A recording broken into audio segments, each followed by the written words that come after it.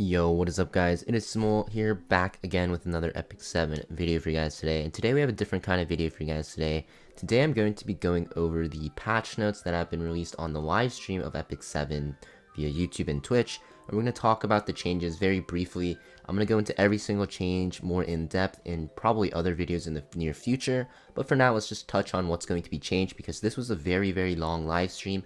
There are a lot of changes, and I know you guys don't have a lot of time to, sit through the stream and watch through it, because as you can see, it was 1.5 hours, but I'll try to sum it up very quickly for you guys.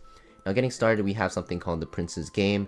Basically, this is like a new side story, right? You're just gonna get penetration set, which is level 88, which is really nice, because if you look at the subs in the picture here, you can see that they're max rolled right now. Albeit you cannot reforge this, it is fine because it is a free pen set that's level 88 instead of the usual 78. So very good and usable into late game as well. And pen set is a very hard to access set for newer players. So this is really nice because it's really meta on some really key counter units. Also, we're getting 2 new limited 4-star artifacts, which you want to probably make sure that you pick up. We'll drop into that right here. So you can see we get 3, which is the Empress. Basically, it's an attack buff. And at the start of your first battle, when anyone on the team is granted the effect of 4, which is the next artifact, you also get defense. This is pretty nice. Just a flat attack and defense buff. I'm not sure how good this will be until we actually test it out, because there's a lot of good artifacts in the game. And this is the opposite, right? It's a defense, and then at the start of the battle, when anyone's granted 3, you get increased attack by 12%. So you're basically just getting defense and attack. Basically think of it as like a weaker vigor buff. I don't know how good it'll be, but we'll see. And next we have the epic pass for spring. So everyone thought that Vivian was going to be a new limited unit or ML unit. We were wrong, guys. It's actually going to be the skin for spring. Now, people thought it could be the skin for Valentine's Day, but we're actually wrong on that as well. It's going to be the spring epic pass skin, and that epic pass should be running very soon, so keep your eyes out for that. I recommend buying at least all of the 900 Skystone rewards, and then the extra 900 for the skin is up to you. And then because we have her skin coming, we have Vivian's banner running as well. Long story short, guys, if you need a good Banshee one-shotter or Azumnak DPS, she's a very good option. I'll talk about this more in depth on a separate video. We also have Cowrick's banner. Cowrick, long story short, not that great of a unit, used as a PvP opener. So yeah, I'll also talk about Cowrick in another video in the near future.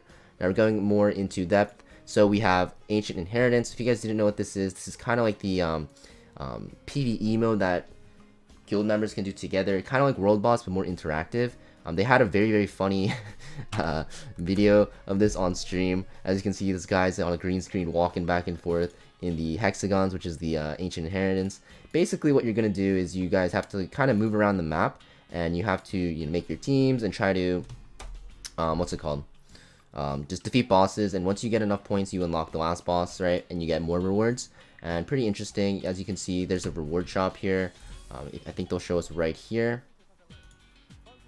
So you'll see there's like Molagora, greater modification gems, right? There's even there's gear, speed set gear, right? Really nice gear. Make sure you do this. The only thing is, this is only going to be around for a limited amount of time. It is going to be only around for 2 weeks, I think, after Monday of the 21st. I think they're doing like a test run of it first, and then they're probably going to see the bugs and what can be improved, and probably add in a permanent one later on in the future. But yeah, 2 weeks of exploration with guild members, guys. Make sure you guys do this. They're going to release more details on this in the future when it's very close.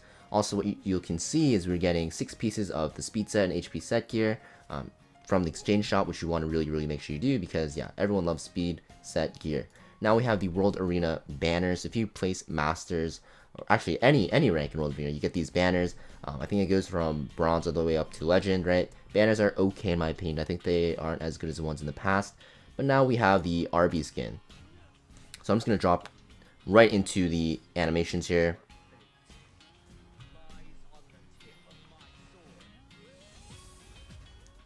Yeah, honestly, I don't know what you guys think about the skin. Let me know down in the comments down below. But I personally don't like the skin that much. I think the original RB splash art is just better, but maybe that's just me. Also, what's happening is because there's a new skin coming out. The Ruel skin is going to be going into the shop, so that's really nice. And also the balance changes that we talked about in the last patch preview, which in my video, right, is actually going to take into effect. If you guys don't know what's happening and you have one of these units and you guys want to see if they're good or not, make sure you check out my last video talking about it, because we have some huge changes coming to some units, namely Solitary of Snow and Designer a little bit, and Celine are going to be very, very strong. But yeah, also, if you guys are interested in PvP in the World Arena scene, there's an Epic 7 World Championship happening again. This is the second one. The monetary prize is increased, and as you can see, it's going to happen in the summer. Very, very good way to see how to play World Arena, because those guys are top tier. And next we have another new unit coming out, right? We have Hwayoung, right? The Fire Warrior, basically Ken's teacher. I could go more in depth, but basically I'm just going to skim through it because, yeah, this is kind of like a fast video, and I'll go more into depth about Hwayoung in a sec. But this is her skill 2, right? As you can see, she can't crit, increased attack, and she takes less damage, and she also gets a barrier, right, which will scale with her attack. So she's going to be a really, really strong bruiser. She also has a regular attack that increases CR, very, very nice. And her S3 is right here, where she's going to have a full cleanse, and then she gets immunity, and then she does defense pen. And when you're attacking a unit that has more HP than you can do more damage. So basically a tank buster. Pretty cool unit. We'll see how she is. This is going to be your artifact coming out. Basically, yeah, you have a chance to burn if you don't crit with a single target attack, which is going to be really nice with her because she doesn't crit and she has high attack, right? And then we also have Bad Kit Armin coming out. So Bad Kit Armin is ML Armin, kind of like Sinful Angelica, where, or just Angelica in general, where she has 2 ML forms. We'll have the Dark Armin as well. And you're going to see that Dark Armin is a very, very unique unit. She has a S1 that is an AoE injury attack, right? Very, very nice because you can build her as full tank, and then you're still going to be able to do a lot of damage because you're inflicting injuries to everyone. Next, we have her S2, which is going to be basically you have a chance to increase the crit damage chance of the unit in the front line by 50%, or I think it's 40% actually. And then what happens is that unit will also counterattack after you get attacked. So basically, it's like a Troublemaker Crozet, but more offensive. Will be very interesting with units like S10A, Landy, Bellion. We'll see what happens. Also, her S3 is going to be an AoE attack that increases her speed and gives a barrier. Honestly, the barrier must be really thick. Very, very nice because, yeah, support unit going to be really fun to do, or fun to use. And you're going to see that she is running after the current banner with Lionheart Zermia with Arbiter Villager next rotation. And they're also going to be changing how the 4-star ML hero summon works because of AOL and people complaining, people are saying you can't pity 4-star ML heroes, so that's a big problem. So what they're doing actually is they're adding a selector, not a selector, but you could choose either for the 5-star hero or 4-star hero, and when you start summoning, you'll start building up pity to one of them, and obviously it'll carry over to the next banner as well. But while you're summoning for the pity for one of them, you can still pull the 5-star or the 4-star counterpart. You're just building your pity for one of them instead, right? So honestly, I think the 4-star pity is a little too high, 110, but it is what it is. At least they added something. We're also getting Mystic Summons every single day because of this change in the Mystic Summon system. So make sure you log in every day to get your rewards. And also what is happening is they are changing the coin shop rotation.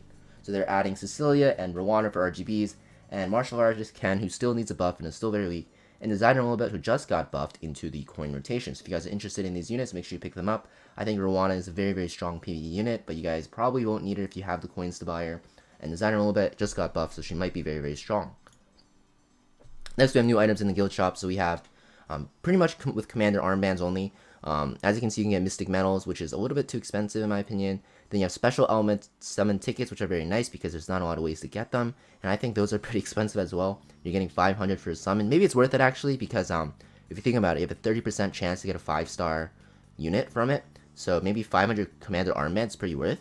I think it's actually pretty worth actually. But the artifacts are so good as well, so something to think about. And gold transmit stones, 300 now instead of 600, which were super overpriced. Still not worth it in my opinion, but you know, at least they're making some changes, right? And yeah, there's a huge change coming out. So basically with new players, right, there's going to be customizable group summons. I'm probably going to make a huge video on this because this is so gigantic once they update us in the future what's happening. But basically what's happening is after you complete episode 1, you're going to choose 3 banners and you'll be able to summon for those 3 banners. And it looks like you can choose limited banners, right? You can choose any single banner in the game that's not ML. So you can choose Landy, SSB, and whatever other unit you want, right? That you really, really want, that you don't have to wait a year for the next limited banner to run. And it's very nice because it lets newer players catch up. And I think this is a great, great system to add to the game because, yeah, like I said, newer players don't have to wait a year for their Seaside Bologna or a year for their Landy and stuff like that. So you can actually pull banners very, very early. And you get their artifacts too, so really, really nice. So as you can see, I think the most common trio is going to be like SSB, Landy, Tamarin, right?